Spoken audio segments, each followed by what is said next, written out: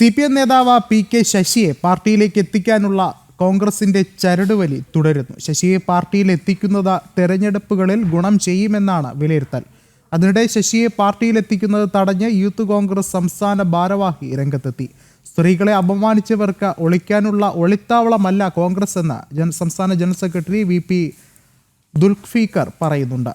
PK ശശിയെ ക്ഷണിച്ചെങ്കിൽ ദൗർഭാഗ്യകരമാണെന്നും ആത്മാഭിമാനമുള്ള കോൺഗ്രസ്സുകാരന് അത് അംഗീകരിക്കാൻ കഴിയില്ലെന്നുമാണ് ഫേസ്ബുക്ക് പോസ്റ്റിൽ പറയുന്നത്. കൂടുതൽ വിവരങ്ങളുമായി ദിസ്ന സുരേഷ് ചേർന്നുണ്ട്. ദിസ്ന, എന്തായാലും PK ശശിയുമായി ബന്ധപ്പെട്ടുള്ള കോൺഗ്രസിന്റെ നീക്കത്തിൽ അത് രണ്ട് അഭിപ്രായങ്ങളിലേക്ക് വഴിതെളിക്കുകയാണ്. ഒരുപക്ഷെ അതൊരു ചേരിപ്പോരിലേക്ക് വഴി വെക്കുമോ എന്നതാണ് കണ്ടറിയേണ്ടത്, അല്ലേ?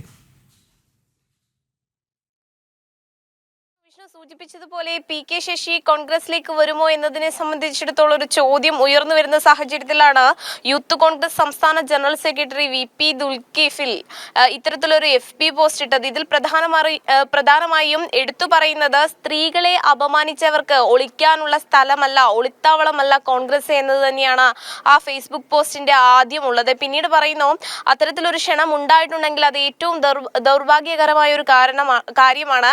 ഈ ആത്മാഭിമാനമുള്ള കോൺഗ്രസുകാർക്ക് അത് ഒരിക്കലും അംഗീകരിക്കാൻ കഴിയില്ല തുടങ്ങിയ പരാമർശവുമായാണ് ഈ ഫേസ്ബുക്ക് പോസ്റ്റ് തുടങ്ങുന്നത്. അതുപോലെ തന്നെ PK ശശിയെ പോലെ സ്ത്രീധന പീഡന ആരോപണം നേരിടുന്ന ആളുകൾക്ക് പരവതാരി വിരിക്കാൻ കോൺഗ്രസ് തയ്യാറാകരുത് എന്നൊരു കാര്യം കൂടി ഈ യൂത്ത് കോൺഗ്രസിന്റെ സംസ്ഥാന ജനറൽ സെക്രട്ടറി ഫേസ്ബുക്ക് പോസ്റ്റിൽ പറയുന്നു. ഇന്നലെ രാത്രിയാണ് ഇത്തരത്തിലൊരു പോസ്റ്റ് വന്നത്.